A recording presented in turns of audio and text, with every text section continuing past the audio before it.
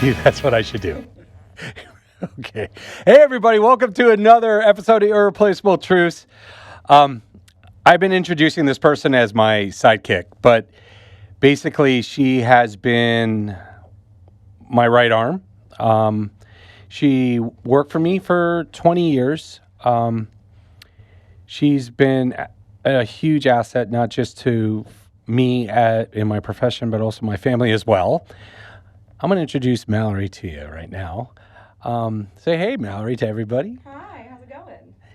So Mallory now is my kind of business partner here, helping me behind the scenes and getting this podcast out to you all, and also a huge part of that. And she's the one who's been getting all these amazing guests on. Yeah. And I can't thank her enough for that.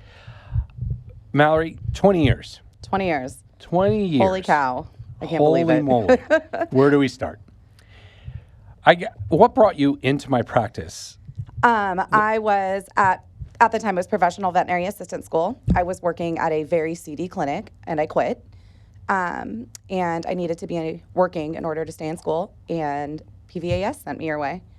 So I actually got hired in kennel because you weren't hiring assistants at the time, even though I'd had previous experience. And I think I was in kennel about 2 weeks before I got kicked out of kennel because I was never in kennel. I was constantly forcing myself to be in the back. I wanted to be in the back. I wanted to be a tech. And finally, Carmelo came up to me and said, there's no point to keep you in kennel because you're never in kennel. You're always in treatment. So just go be in treatment. So I kind of self-promoted myself pretty quickly there. What's kept you in the profession so long? I love medicine and I love animals. And I think it's a great combination of both. I've always loved medicine and I've always loved animals. When I was in college, I was originally in school to be an EMT, and then I realized I really don't like people. So maybe I should kind of switch gears here and get into vet med. Where you deal with people even more. Exactly. You deal with people even more. I mean, that's the whole thing. That's the ironic thing about the profession, right? We always, as a joke, people always say, hey, why aren't you a real doctor? Right. The RD, the real doctor. Right. And you usually say, well, I can't stand people. I hate people. But guess what? This job is 90% of the time dealing with people. Client communication. Yeah. And it really makes you realize that there are amazing people out there. Absolutely. And there's 2% of the people out there that just make you hate your job. Yeah. Yeah. I've never gotten past that fact. And the problem is, as humans, we just sit there and we just ruminate on that 2%. We forget about the 98%. Right. And that really can send you down a rabbit hole. Oh, absolutely. I mean, a few bad comments. We had really great client. We were lucky we had really great clients at our practice. Sometimes a little entitled, sometimes, most of the time, very opinionated. And sometimes those opinions just hit you the wrong way. Sometimes you're having a bad day, you have your own stuff going on, and they just happen to say those few right words that really just make you kind of question everything you're doing and wonder why you're staying in the field. And if you are as good as you think you are, as good as, your practice is. And what a lot of people don't understand is you got to control your emotions. Yeah. I'm pretty sure there was a couple of times that you were ready to go out and go to blows. Oh yeah, for sure. I mean, pretty early on, you deemed me your HR nightmare. So because of that, I guess had less client interaction maybe than the rest of our techs did. But yeah, absolutely. I mean, you're defending yourself, you're defending the care, you're defending the practice. What they don't see is, I love the comment of, when we would call and say, hey, maybe we need to run some extra labs, take some x-rays. People's comment is, oh, well, wouldn't you like the money? Or I'm sure that's great for your pocketbook.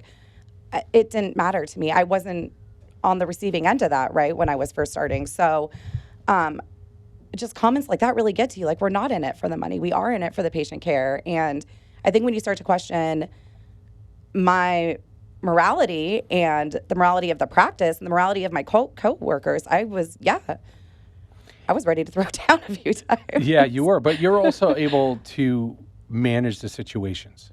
Yeah. You could defuse that bomb pretty easily. Yeah. And that's what I've always loved about you, is because you have so many opinions, so few filters, just like I do. Yeah. And you learn the art of controlling your emotions. Yeah. what is the biggest problem you see with these early career veterinarians that are coming out? As far as early career vets, I think we're even seeing it with technicians and assistants too, is that they are so offended by everything, and they tend to seem like they just really are internalizing everything. They're taking everything to heart, every comment, and now with social media being such a big part of it, you go on social media pages, nobody ever really writes good Yelp reviews. We've talked about this before, right? So I think, like you said, they're really just ruminating on these few experiences, and it's burning them out quicker than they need to be burning out. Yeah, the more you ruminate about it, the more you're going to get exhausted. Yeah. Emotionally. The more you're going to have a lack of self-worth. Absolutely. And then you start to kind of question what you're doing. Like, you've given 10 million IV injections, and now you're like, can I hit a vein? Do I know what I'm doing? And I think it affects your skill level, your tech work, and even what you know in your head or what you've been taught, trained, learned, kind of can all go out the window when you get really down on yourself. Because everyone has a bad vein day. Yeah. Oh, yeah. Or a bad vein week. I mean, there are times that you're seeing that vein look at you like it's like a fire hose. Like this pen, yeah, right? Yeah. And you cannot get anywhere near it. Right. And then you have days where you place a 22 gauge catheter in an 18-year-old kidney cat, and you're like, I'm back. Let's go. Let's go. Let's go. It's my vein day. Yeah. What is the one thing you wish that most veterinarians would do with their technicians as far as a relationship? I think you and I have worked very closely, like you said, for a really long time. And we've probably spent thousands of hours in surgery together. There's doctors I love to go into surgery with, and then there's doctors where, we were secretly like playing rock, paper, scissors to see who would be stuck in surgery with them. But I think really just being there for your technicians, right? Like, as these vets want to be mentored, they need to realize that the people below them, or not below them, but their coworkers, technicians, whatever, receptions, they need support too, right? Like, you're only as strong as your weakest link. So I think what's really important for these vets to realize is that they affect the whole hospital. You are the vibe of your tribe, help them out. Let them know that you're there for them. You trained us to look at lab work before we even bothered you. Like, if I came in and said, hey, labs are done, you used to look at us and say, what's wrong? But it was for us to learn, right? And for us to know what we were dealing with. And we weren't obviously the ones Let's make it very clear. I always did look at the lab Yeah, work. no, you did. Yes, you did. You did always look at the lab work. But you expected us to come to you with some type of answer. And I loved that. I loved that type of training. I mean, there were times we would take x-rays and we had our walkie-talkies on our watches, and we would just be like, you got to get in here. But I think that led you to trust us more because you knew when we said, oh, shit, it meant something. Yeah, I think it's very important to have that strong trust, friendship. I'm not saying socially, but professionally, for sure. Right. I mean, if you do get into a little bit of the social aspect, that's huge as well. Yeah. Because then you really understand where a person's coming from. If they're having a bad day, you really know that, hey, they really are having a bad day. Probably doesn't have to do with work. Yeah. It has something probably on the outside. Do you need to talk about it? Do you want to talk about it? Yeah. Now, a lot of people would say, oh, no, you shouldn't do that. But, a veterinary practice, you spend more time with your staff than you do with your family. Yeah. Oh, yeah. And absolutely. they become your family. Yeah. And again, that's a human thing. Yeah. I have a hard time with a lot of veterinarians out there that just really don't get to know who they're working with. Yeah. I mean, I think that was something that we definitely emphasized at our practice. I have two examples for you. At one point, I'm adopted, and I was going through some stuff with my biological family. And I went on my lunch break, had a major meltdown, came back, and I believe you handed me Medrol. It was something white in a syringe, and you said, hey, go give this to Fluffy. And I said, do you want me to give it IV? And you grabbed the syringe out of my hand and said, go outside and get your shit together and come back in when you know the answer. And not everybody likes, to be talked. I love it, right? I thrive because in that moment I was like, you're right. I need to clear my head. I need to get back into my workspace. I need to get my head back in the game, and I can deal with my problems later. Another one was when we were going through, I guess you went through it with me. I was going through IVF. And you walked in the morning. I had gone in, I think it was 7 o'clock. I think by the time you came in, it was like 7:38. And no hospitalized had been done. And I was just staring at the treatment board. And you were like, what's wrong? And I was like, I don't understand this. And you were like, Oh, the hormones. The Here we go. hormones, Okay, yeah. you're like, the hormones. The All right. hormones. And I teched rooms for the rest of the day because you knew that I had started a new round of IVF. I had increased hormones. My brain was absolute mush. You knew Pregnancy that. brain. Yeah, and you knew that Yep. if I was still standing there half an hour later and hospitalized weren't done, like clearly something's wrong here, right? But had you not known what we were going through personally or what I had going on in my life, you know, you might have just been like, oh my God, here, what the hell is she doing, right? Like, what is going on here? And that's part of the problem I have with, it's not a problem. I don't want to say that negatively, but I think these relief veterinarians, they are missing out. Yeah. They are missing out on those types of relationships. I understand relief veterinarians are great because it truly becomes more of a 9 to 5. Once you leave, you're done. You don't have to deal with it. You don't have to like follow up with the clients. You don't have to do anything. You don't like a clinic, you don't have to go back. You're not there every day, right? I mean, it's like having a traveling nurse, but traveling nurses sign up for 6 weeks at a time. Right. But, you know, and exactly, you know immediately whether or not you want to go back to that practice. The culture could be toxic. The clients could be not what your cup of tea. Right. So yeah, there are definitely positives. What do you see as the biggest change in the last 20 years in the profession? I really think it comes down to, and this isn't to say that all corporations are bad. I mean, I do think you need a healthy amount of each, right, to have corporate and private owned. But I really think the big shift that I've seen is everything going from private practice to corporate. The clinic that we were so fortunate to be a part of had 2 owners for over 60 years.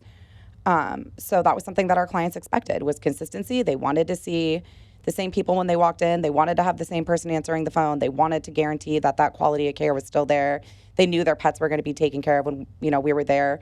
Clients had your cell phone number. Clients had the previous owner's home number that he could call, and he would meet them down there in the middle of the night. How many nights you guys spent at the hospital, or how many times we went and checked on hospitalized at 2, 3, 4 in the morning. I just don't feel that level of dedication is quite there anymore. I don't think anybody wants to be spending the night in the hospital dealing with hospitalized cases. You fight so hard for your practice when it's your practice and when you have some skin in the game. I don't think these relief veterinarians, and not to say that relief is bad, we definitely needed it once you had retired, but you got to have some skin in the game, I think, for them to really be fully, wholeheartedly invested. And I really hope the pendulum swings back the other way because, I mean, practice ownership is amazing once you can get in there, you know? Practice ownership was one of the most rewarding things I've done. Yeah. Also the most, let me put my head through a wall things I've done. Right. You also, I do have to say, though, have a tendency to pick very type A, loud, obnoxious women to work around you. So I don't know if that played into any of your... What did I used to call them? Alpha dominant bitches. Yeah, we were. I mean, but... And I love my profession because I could say bitch. We're allowed to say bitch because that's a female dog. And we can't get offended. Yeah. But well, you know, the thing is that alpha dominant women, I mean, my wife is very strong like that. My kids are very strong like that. Yeah. My mother-in-law, my mom was like that. Yeah. Yeah, I guess I do have a type. You do. So that might have been part of the reason for wanting to put your head through the wall. Maybe not. Well, putting my head through the wall was also because, I mean, there's so many things that come into running a practice successfully. Relationships are number one. Yeah. Putting your trust and depending on people. Yeah. To be there when they say they're going to be there, to get their job done when they say they're going to get their job done, to not lie to you, to, you know, really have your back. Right. When you're not there. Right. You know, at first it took forever. And, you know, Sarah, our practice manager, did an amazing job creating that type of staff. Yeah. Yeah. And then I took it under my wing then to train them. Right.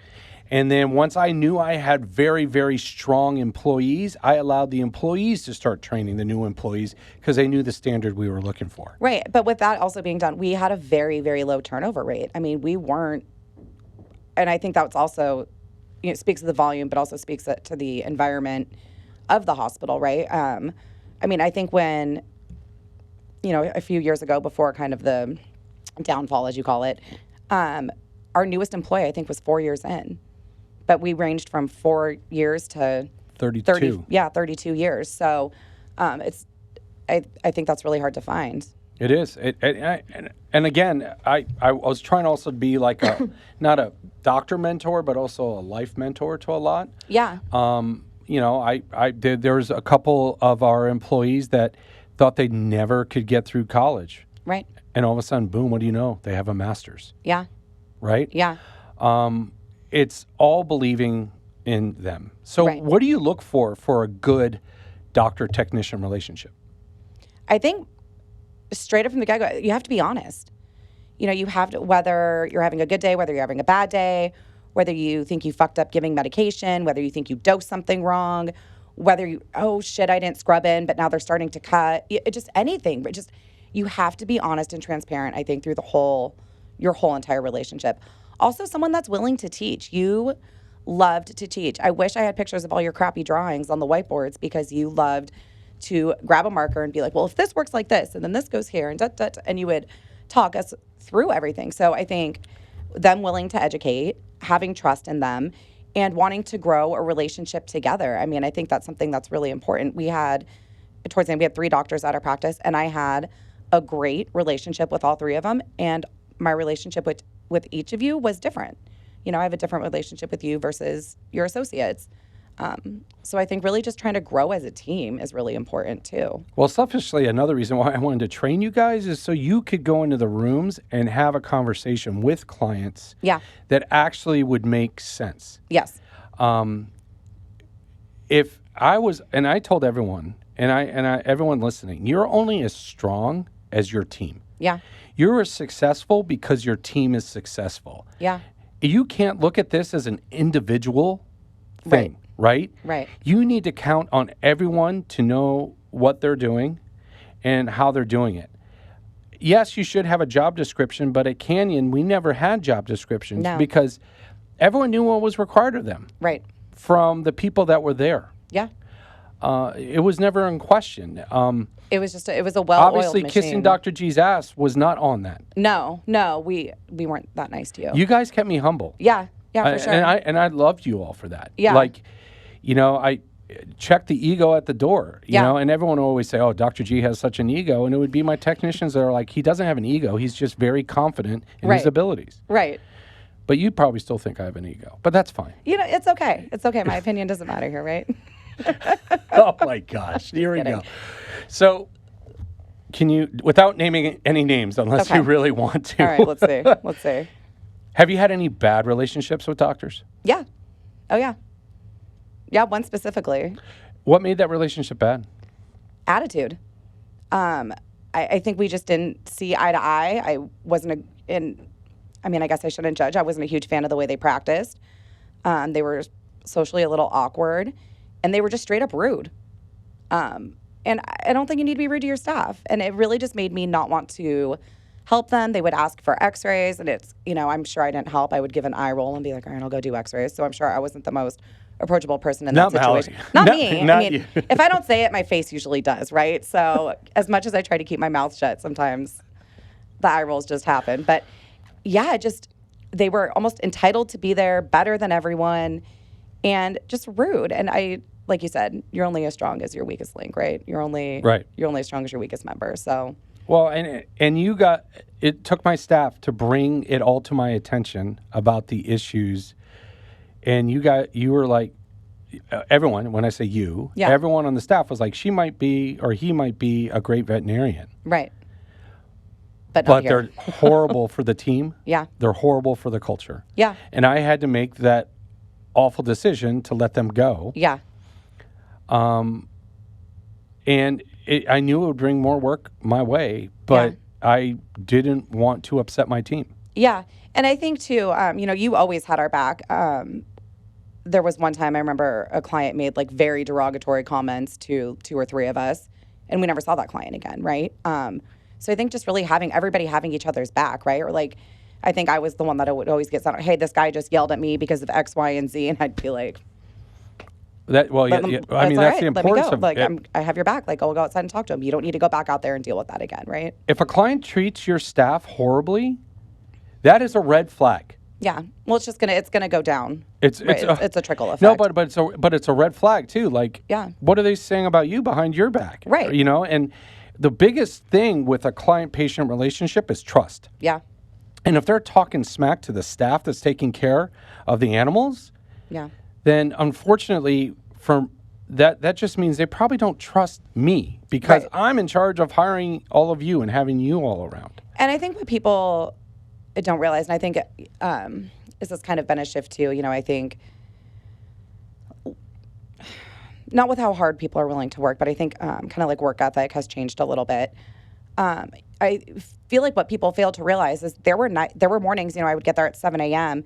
and we weren't leaving till 10 o'clock at night. And we were back the next morning at 7 a.m. So our life revolved around our work schedule. A lot of those times for those 14-hour days, we didn't have lunch. We didn't have breaks. And you just do it. But you do it because the patients need help. The patients need care. We were there. That's what we were good at. That's what we thrived at doing. And we made it work. So when the clients are rude to you, it's like, gosh, in the beginning, I'm not making great money. I'm working 14, 16 hours a day. I am in school on top of this. I have no social life. And like you're yelling at me over $10 on your bill or $15 on your bill. It's really not great. It doesn't make you feel great. It doesn't make you want to go out on the limb and spend another night at the hospital for them. It doesn't make you want to go in at 4 a.m. to check on hospitalized. What advice would you give veterinarians, especially the ones that are just starting their career, to be better delegators? Absolutely. If you know that you're in a clinic that has a strong staff and you are gaining confidence in your staff, there is no shame in passing it on. You had your office and we just yelled at you all day. Hey, this is what's going on. You would go through the record, yell back, and we just took care of it. I knew your doses. I would say for 95% of the animals and cases that you saw, and you and I had talked about it. And anytime you would say, hey, give this dog meloxicam, I knew your dose. If the dose changed, then you would tell me, hey, it's a cat. We're going to go down to 0.1 instead of 0.2 mg per kg or whatever it was. And we just rolled with it. But you knew that we knew our doses. You told us exactly what you wanted. And we knew what routes to give medication unless. So when a veterinarian goes on an interview to a clinic, do you think they should look at the relationship that the veterinarians have with the technicians there while they're there? Yeah, I think that's a really important way to kind of see the whole dynamic of the clinic. If you have technicians and receptionists who are scared to ask doctors questions or scared to approach the doctors, then maybe that might not be the right clinic for you. That might not be where you want to be. We were very open at our clinic, and I have some friends who are at other clinics, and they're like, God, you could hear a pin drop here because you have to wait till this is done. Everything is done in a very specific order. Everything is very streamlined, which is great. But, client questions aren't being answered. Medications aren't getting refilled. The hospitalized animals in the back aren't quite getting enough care because they're waiting for that moment where they can approach the doctor or they can approach someone to ask questions to. And I think that's tough. So you think another very important value or thing to have, soft skill to have, would be approachability? Absolutely. I could tell from a mile, and maybe it's just but I could tell from a mile away whether I should go into your office and bug you about med refills, or if I was like, oh shit, I just need to save this for the hospitalized animal in the back, or for the, hey, surgery's starting, we're getting into surgery, you're ready to go, whatever it was. But I think you have to be approachable, and you did a really good job of showing up and being there for everybody. I mean, we should put up pictures of this, but you were sleeping in the back because you were dying. With your pancreas stuff going on, and my appendix. Oh, that's right, not your pancreas. Right, your appendix. I worked your the whole appendix. day with appendicitis. Yeah, and we just sat there taking pictures and making fun of you. And you called it. You finally went home, and like 2 hours later, you're like, "Yeah, I'm getting my appendix removed." And we were like, "Oh shit! Like maybe we should have been a little nicer." But even when you were sick and dying, we were still yelling stuff out the window and throwing stuff at you. But you allowed us to do that, right? You allowed us to be able to approach you, even if it wasn't the right moment. You now work at the veterinary. What is it? It's the Orange County Veterinary Assistant School, right? Yeah. OCVAS. Yes. Are you seeing signs of burnout in technicians? Oh yeah. It's pretty amazing. We have essentially like a 45-week program for you to get licensed. It takes about over a year with everything. But we have students who aren't even making it through the program and they're already burnt out. And I don't know that veterinary medicine is for everybody. If it chooses you and sucks you in, it is a great profession that I absolutely love, and I can't imagine doing anything else or have, been doing anything else. But, you're mentally tired, you're physically tired, you're emotionally tired. It takes everything out of you. And I think a lot of people get into it because they're like, oh my God, dogs are fluffy.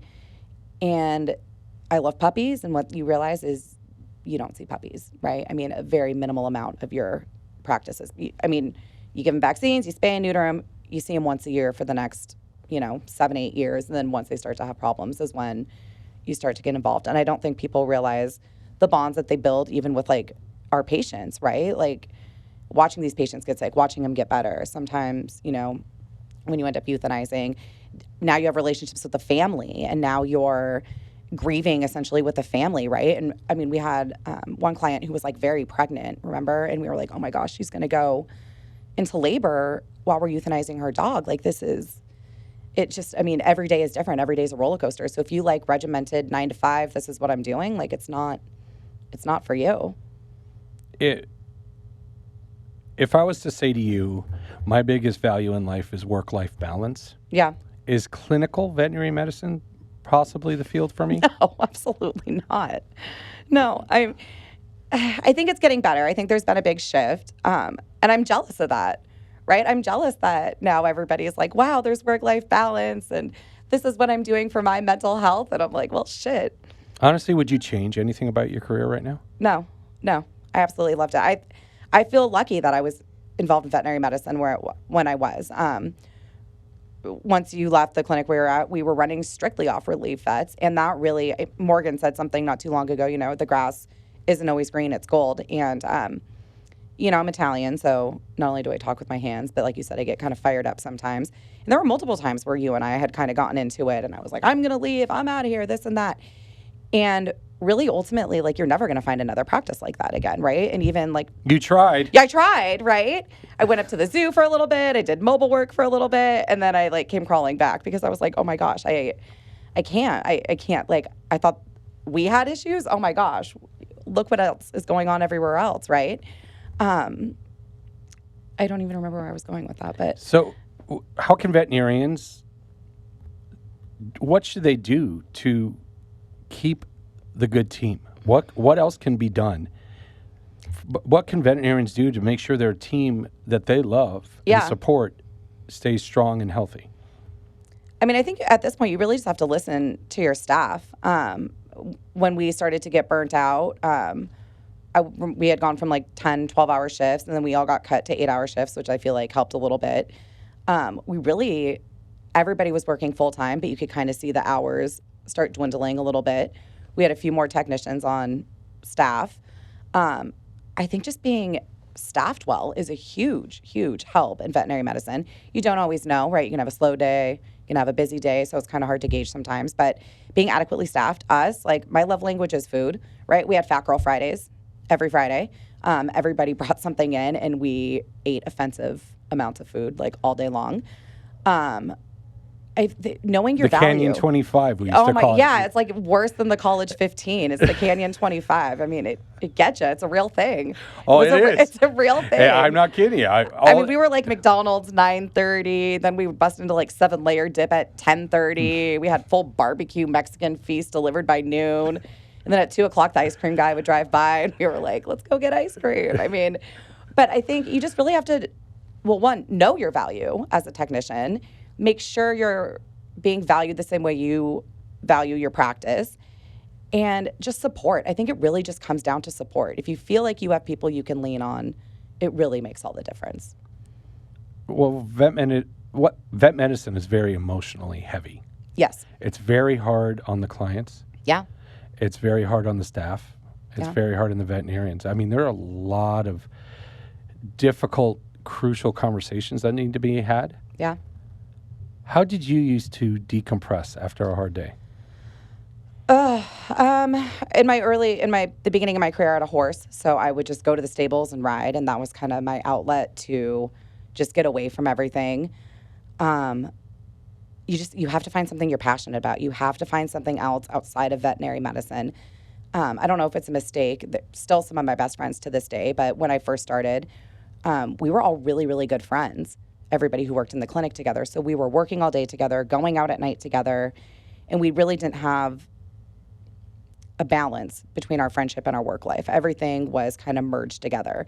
And I think that's great that you love your coworkers and you can rely on your coworkers, but I think when you have a lot of overlap, that can be really hard too, because then at that point, my whole life was veterinary medicine. My A few tequila cocktails, and then all of a sudden it carries into the clinic the next day. Yes. Yeah. So I think that was kind of one of the lessons that I learned. Like, yes, you can be friends with everybody and you can have these great relationships with everybody, but you have to have things outside of veterinary medicine. Otherwise, you're out talking about cases, you're out talking about the day. And it's great to have people that can relate to you and that have seen whatever shit show happened during the day, but you have to be able to separate from the clinic at some point. Even if it's going out with a completely different group of friends. Right. And realize that if these friends are not in veterinary medicine, they're not going to understand what you're going through. Right. And they don't want to hear it. I mean, some friends do, but if we had dinner not too long ago with some of our friends who are all techs, and the husbands rolled their eyes at us. We were eating Italian food, and we started talking about maggots. Every single husband got up and walked away. And they were like, what the fuck is wrong with you guys? Like, nobody wants to talk about maggots while we're eating dinner. And Aaron's like, oh, we're lucky we didn't bring up diarrhea. This and that. And the guys are like, oh, my God, get out of here. But not that people in vet med aren't normal, but most people in vet med really want like the Cliff Note version of your day, right? They don't want to know everything that's going on. What's the funniest client interaction you remember? Client interaction. We had a client who used to give us massages, and that just was awkward on so many levels, but I always thought that was fun. God, funny client. I don't know. Do you have a good one? Oh, I have a few, yeah. But what's one of yours? The one where I had a client that lifted up her shirt to show me how how the puppy latches onto the nipple. You had the one who sent you a picture in her bed with her boobs hanging out, and she was like, oh, look at the mass on my dog. And there was no mass visible on the dog. It was just boobs. She had two masses. Yes, two masses that were attached to her. Yeah, not the dog. You had one pull her pants down a little bit, right? To show me a rash. Yeah, to show you a rash on her that Correct. She wanted you to diagnose. Right. Yeah. I still remember the one that still, I think, offended you because you still brought it up. We had a lady that told us that she defeated breast cancer. Oh, yeah. Because she changed her diet. Yeah, I think it was it like broccoli, right? It was something totally random that she like. She changed her diet. And yeah. She didn't do chemo. Right. She just changed her diet. Yeah, and I think we had one of our receptionists at that time was going through very aggressive breast cancer and just Treatment. Had a mastectomy. Radical mastectomy, yeah. Yes. And I mean, they even took out ribs and everything. Yeah. I mean, it was a very aggressive treatment. And I was like, what? I can't believe this lady isn't talking about that. It turned out both the masses that were moved. Yeah, they were benign, right? They were benign mammary tumors. Yeah. Like dense tissue or something. Right, and she was like, oh, but it was my diet change that fixed everything. And we're like, oh, so you didn't have anything removed? Oh, no, well, I had them removed and they were benign. We were like, huh. I mean, yeah. I mean, there are stories that clients say things that... Or I think my favorite one is when you go to take a temp, right? And every client will be like, oh. I mean, the worst one was we had very awkward I know clients. where you're going with this. You know where I'm going, right? And they'd love to tell you about their sex life, right? As soon as you put a thermometer in the butt, someone always has a comment of, oh, no, we don't go there. Or, oh, mommy doesn't like it either. But I think the most awkward ones are where people are like, oh, yeah, get in there. We love that, don't we? And I'm like, oh, my God. Honey, that's a preview of what we're going to do tonight. Oh, that's right. That's what it was. Yeah, that's what we're going to do later. I was like, oh, my God, get me out of this room. It goes on and on. I mean, we could do a 3-hour episode of all the crazy things that... And if there's any people listening who go to vet clinics, if you're wearing a dress, wear underwear because we are ground level. So make sure you cross your legs and are wearing underwear. Or if you're wearing shorts, make sure they're not short shorts. And if there are short shorts on a guy. Yeah, the huevos need to be tucked in. Yeah, exactly. Contained somehow. Exactly, contain the meast. Yes. The dragon. Yes. Yeah. What's the most bizarre case that you remember? I think one of my favorite cases, I was thinking about this earlier, I think one of my favorite cases, just because the dog was such an asshole, was Bugsy. Came in for limping. The owner was like, oh, I think he's walking weird. We were like, all right. So we kind of watched him walk, and we were like, oh, I guess we'll take x-rays. We took x-rays, and we were thinking of C-spine, being a Frenchie, and he ended up eating a Christmas ornament that had perfed through the intestines. So we were in there doing the foreign body, and just for fun, I don't know why, you were like, I'm going to check his spleen. Giant splenic mass. So then our foreign body turned into splenectomy, it was like a trifecta, wasn't it? He had the perf, and then maybe another foreign body, and then a Bladder splenectomy. stones. That's it. That's what it was, bladder stones. And I just remember thinking, God, this is the worst dog. For limping. Yeah, for limping. Like, how did this limping case now turn into like a trifecta?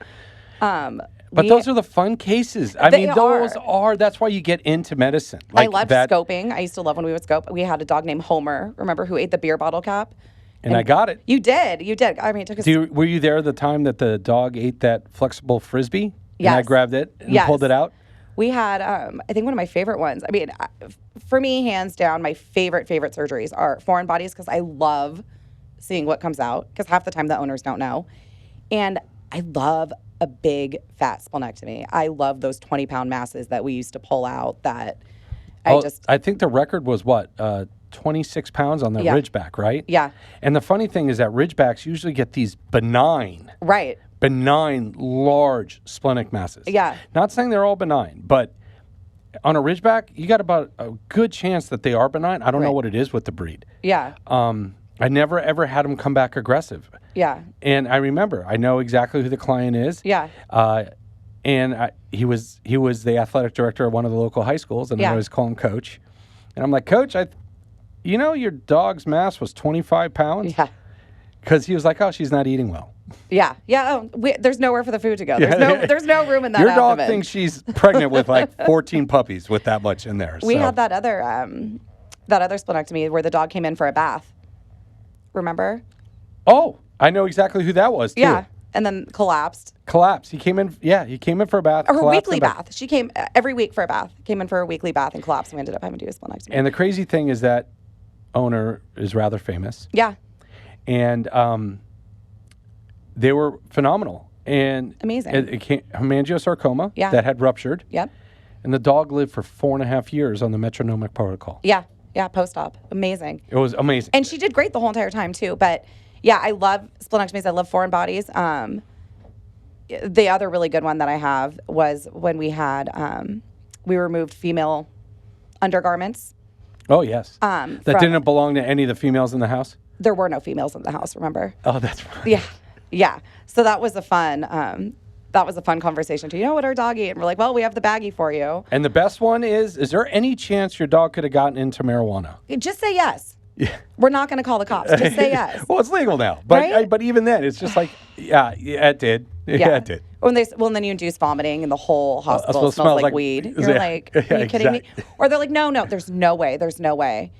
And then you tell them, well, we're going to treat him like weed toxicity. We're going to do X, Y, and Z. And then it comes back and they're like, oh, well, my teenage sons were home alone yesterday for 6 hours. And I thought the house smelled a little funny. Like, just say yes. It's a possibility. Most frustrating moment that turned into a great learning experience? Ooh. You already said the grass isn't greener. Yeah. I mean, I think that's huge. If you're comfortable where you're at and you love that. I think really ultimately for me, it always came down to what type of medicine are we practicing, right? I never wanted to be ashamed of where I worked or ashamed of the medicine that I was practicing or going home at night thinking, why are we doing this? Why did we do that? But I really think, what is it? You kill more bees with honey than you do with, or not kill more bees, because you attract bees. More bees with honey than you do with lemon juice, yeah. And I think very early in my career, I was very just kind of like entitled and bratty and young and I was a bitch. Straight, I mean, I remember people crying and I was like, we don't pay you to cry. Like, clock out and then come back, right? Or like, that's fine, go home. We also had new employees on the first day that say, oh, it's my lunchtime, and they never came back. Yeah. Yeah, I mean, I wouldn't love to see like my personal Google reviews, right? Like if I had my own Yelp, I'm sure some of my reviews wouldn't be that great in my early career. But I think ultimately what it comes down to is you just remember that people are people. Most people are trying their best, not everybody. Veterinary medicine isn't for everybody. And it's okay to give a gentle nudge maybe every once in a while to maybe kind of help them figure it out. One skill that needs to make you stand out as a veterinarian. Soft skills, communication and trust, hands down. If you're not communicative and you're not honest, clients, I think, pick up on that really quickly. They feel lied to, they feel misled, and they're going to make your job a lot harder. Do you think that's one of the biggest mistakes young vets make? Is that they're afraid to admit? Yeah, and I think there's something you always kind of used to tell everybody was like, stop chasing zebras. They are. You may have cases that Not everything has Cushing's. right, and not everything's always going to be black and white, right? And you're not always everything is diabetic, right? And you're not always going to have typical Cushing's. I mean, we used to see quite a few, atypical Cushing cases, atypical Addisonian cases, but you're going to make mistakes. It's practicing medicine. Nobody has it mastered. I mean, even after you being in it for 32 years, I'm sure there's still times you could pick out and say, God, I wish I did this different, or maybe I could have handled this case different. But, learning as you go, always learn, right? Always continuing your education, always staying in the loop of what's going on and how the medicine is progressing. But just go in there and do your best. And if you're going in there and you're doing your best and you have a brave face on and, like Morgan said, she's like, a lot of times I'm just practicing breathing techniques when I'm really like melting down inside. Don't let the client see that part for you. But we've cried with clients, right? We've celebrated with clients. We've cried with clients. So I think kind of humanizing yourself a little bit to them too, right? And as soon as they start to not trust you, it's over. It's over. Yeah, it's over. And it's hard too because you don't want to. I think something that is really hard to separate as well is you can have the best dog in the whole world who you absolutely love, and that owner can come in and be such a POS. It almost makes you not like the dog, and it's really hard to separate your clients from your patients. Well, immediately, I never looked at clients. You can't. I always cared about the animal. Yeah, you can. The animal was always the most important thing to all of us. Yeah. Even if the owner was a complete, difficult. It wasn't I would say a difficult situation. Right. My ultimate goal, and I made sure my staff's ultimate goal was the well-being and benefit of that animal. Yeah, I remember we used to joke, we would like take him out and do, flush catheters, do meds and stuff in the morning, and we'd be like, your owner's not very nice, but we love you. And we're like in the back baby talking everything, but you have to learn to separate it, right? Like whether you like these owners or not, again, the pets, right? That's what we're in it for. We're there for the animals. So I always look at pets, and I don't try to. I'm not calling them infants, but they're like having an infant. Oh, for sure. They can't talk. They're not doing well. Yeah. And they're really, even if they're showing their teeth and growling at you, they're also depending on you to make them better. Right. And I think that was something that I always loved. I don't know if everybody in vet med loves this. I would hope they do. But I love figuring out the puzzle. I love that they can't talk. I mean, there's sometimes where you're like, you wish they could and just tell you what's going on. But I love using all the things that we had, all our toys, all our machines to be able to figure out what is going on. And when you have animals that come in flat and you're like, oh my gosh, where do we even start? And then they're eating dinner the next night, walking out, you're like, oh my God, like this is amazing, And without those people's trust, like we wouldn't be able to do that, Yeah, those cases that you have that come in that are just, I don't want to say on death's doorstep, but not doing well. Yeah. Not doing well. Those that walk out of that hospital. It's the best feeling in the world. The best feeling in the world. It's amazing. And I love when, I don't love when they're kind of depressed for us, but they've been kind of depressed in the hospital. A lot of times we would kind of send home early, midday, let them see how they did at home, see if they could get them to eat, see if they could perk up. And we're like, things are getting better. Blood work looks better. There's really no more need for IV fluids. We just can't get them to eat. We're doing all these appetite stimulants. And then they see that owner and like the light on the animals' faces when they see their human running down the hallway, wagging their tail. Oh my gosh. And also promote sunshine therapy. Have the owners come and take the dog outside, or even if the dog can't walk, have your staff lift the dog outside so they can sit on a blanket or something. Absolutely. Because sunshine therapy is a therapy. Yeah. And the dog, we try to make it as happy as we can, but at the end of the day, they're still in a cage in a back. There's a lot going on. There's other hospitalized patients. There's surgeries. There's tech checks, doctor checks, drop-offs. I mean, emergencies, all of it, right? So sometimes they just want to see your face and just sit outside in the sun and enjoy it for a little bit. And I mean, how many times were owners like, okay, I'll bring some chicken, and that was like the turnaround they needed, was a little bit of sunshine and chicken. And chicken. And chicken. Everything gets better with chicken. Right? Yeah. Situation, how would you explain early career vets, especially to take care of this? Dog comes in, cat comes in, hamster, rabbit, I don't care. Okay. Not doing well. Okay. On emergency. They're in a panic. They're crying. Oh, let's say dog hit by car. Yeah. What's the most important thing that veterinarian can do? I feel like I keep going back to communication. I mean, obviously, once you're done doing your doctoring, right, and you figure out what's going on and what needs to be done, going up and having a face-to-face, if the client's still there, a lot of times we would want to stabilize, and then we would just have the owners kind of wait. But that open conversation and being empathetic, right? I mean, I'm so sorry. You know, I can't imagine what you just saw. You saw your dog get hit by a car. We had a client that their dog got hit right in front of the hospital, right? I can't imagine seeing that.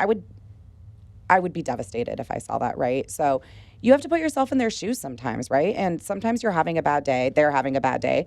That has nothing to do with you. Now they're in this majorly emotional, intense situation where financials are going to get brought up. And like I said, emotions are already running high. And you just need to remember that they're human too. This is their fur baby.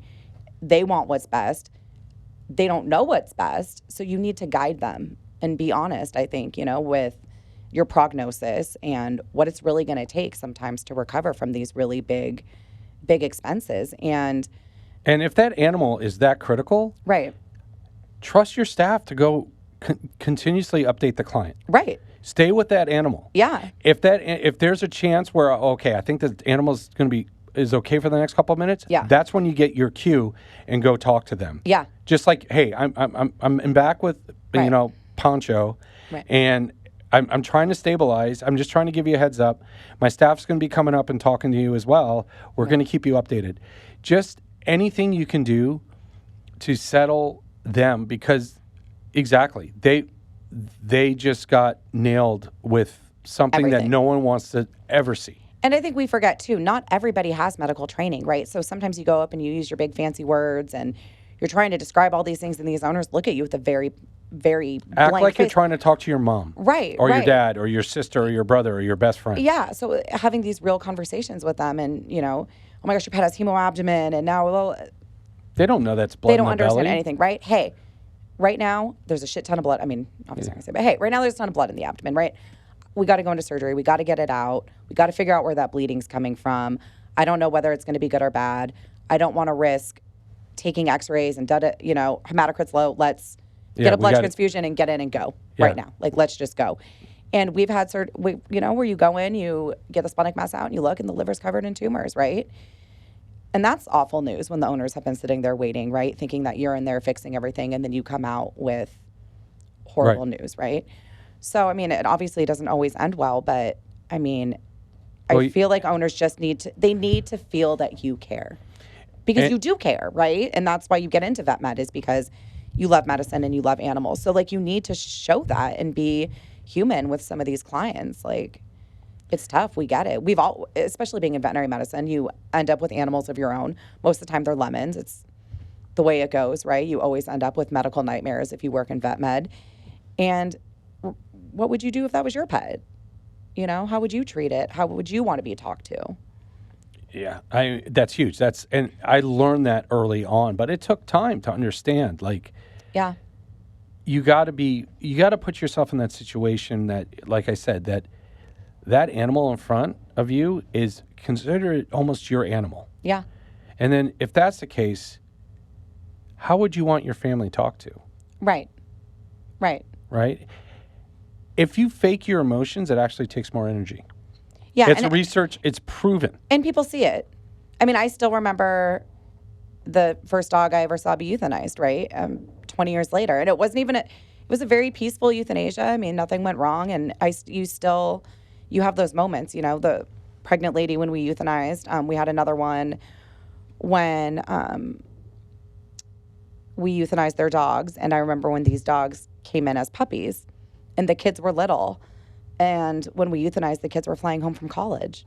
And you're like, oh my, like I can't even, right? But you know, I mean, but like your God, you've watched these kids grow up, this dog, it's such a vital part of their family, right? Like I was on the third generation of clients. Yeah. From the same family. It's crazy. When I retired. But you also saw the toll that euthanasia took on me the last few months I was there. Yeah. Yeah, I mean, you were going out, you were sick. I was throwing You were up nauseous. outside. Yep. You wanted nothing to do with it. And I think what's really hard is even though you had the staff that was able to do it, you had such a great relationship with all these clients. They didn't want us to do it. Right. Even though they knew us and even though they liked us. I finally had to start being honest with the clients and like, listen, I will be in the room, but I can't actually do this. I'm going to be there sitting with you and supporting you. Yeah. But I think what's best for your animal is, you know, for them to do it because I don't know if I emotionally can handle it. Right. And right. I was just being honest. Yeah. You know, and I put my heart and I put my emotions right there for everyone to see. Yeah. And it's absolutely normal to be a human. Yeah. Yeah. I mean, I think, you know, and it hits you in waves too, right? I think you kind of I don't want to ever say you're immune to it because you're not. But it's something you just kind of learn to take with the profession. And then I had lost one of my dogs who was like my spirit dog. Still, right? Like I couldn't go into euthanasia for a while after, right? Because then it brings up your feelings and your triggers. But then I'm like, well, how fair is that to these clients who know me, trust me, their dog knows me. We have relationships with all of them. Like it's more of a benefit for me to be in there than being triggered by it, right? Like you can do good with using your emotions, you know, and supporting them. And, you know, maybe GP isn't necessarily for everybody, and that's not a bad thing. You know, there's so many, I think that's one of the great things about vet med. There's so many ways you can go and so many different ways that you can branch out and help people with animals that if you do get into vet med and you burn out and you're just like, oh my gosh, this isn't what I was expecting. Like the world is your oyster. I mean, the sky is your limit. You know, it's. If I was to give you a magic wand. Okay. And say you could change 1, 2, or 3 things right now about veterinary medicine, what would you change? I would like to see the pendulum swing back to private ownership. I would like to see the cost of care go down. And I want to see veterinarians getting back in the game. I want to see that passion and that drive back in everybody. I want to see vets who are happy to work there, vets who want to work up cases. They're not just there collecting a paycheck, right? I feel like we've kind of lost that like heartbeat and pulse of the profession, right? And I want to see it back. I want everybody to love it as much as I've loved it and enjoy it as much as I've enjoyed it and just feel good about what they're doing at the end of the day, you know, and know that they're making a difference and know that you're helping these animals out. And just, I mean, we did a lot of rescue work. We did shelter work. I mean, we always are, but you can do so much good in your position, you know. I want the passion back. I want the love back from these. So I'm going to give you the floor for the final Mallory words of wisdom. What would you say to people who are struggling out there? In vet med? Mm-hmm. It's par for the course, right? Everybody struggles. Everybody has their ups and downs. You always instilled in us is practicing medicine. You're never gonna have it perfected ever. And as soon as you think you have it perfected, you're gonna shoot yourself in the foot, right? Be confident. You have the education. Now get the training going. Now start getting your clinical hours in. Get a good mentor. Go somewhere where you feel supported and loved. Go somewhere where you know you can yell across the hospital and you have a doctor that will come running to help you. If you aren't fitting in with the vibe of your tribe and you don't feel like your clinic is home, there is a clinic out there for you. Not every clinic is for every person, right? So use what you know. Learn your soft skills. Rely on your staff. Techs, I don't know that all techs love it, but I loved being leaned on by doctors and newer students who are coming in. What are your guys' protocols? How do you treat this? Dr. G's not here. What does he normally do? And I'm like, but kind of like just everybody works better together. So trust your staff, find your home, and just thrive and get that passion going back into what you work so hard for. Well, Mallory, I can't tell you how happy I am that we're back together. I know. And it means the world to me.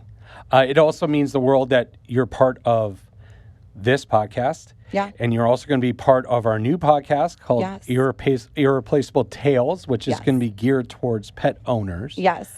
We're going to have fun with that one, too. We are.